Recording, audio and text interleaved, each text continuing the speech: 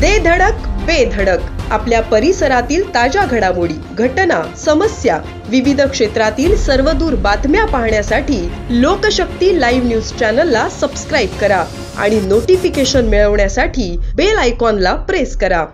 दिनांक 4 जून रोजी रात्री 11:30 वाजण्याच्या सुमारास आयशर टेम्पो क्रमांक MH12QG3123 ला अपघात झाला आहे। पनवेलमधील करंजाडे येथील रेल्वे ट्रॅक समोरील ब्रिजवर हा अपघात झाला। जैनपीटीकडे जाताना डिवायडरला धडकून आयशर टेम्पो उडून पळसपे लेनवर येऊन आदळला।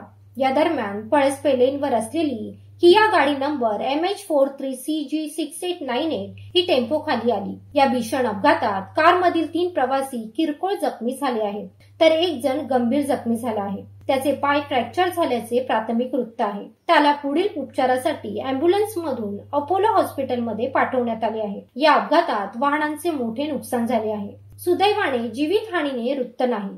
अपघातातील दोन्ही वाहने रस्त्याच्या बाजूला करून वाहतूक सुरळीत करण्यात आली आहे।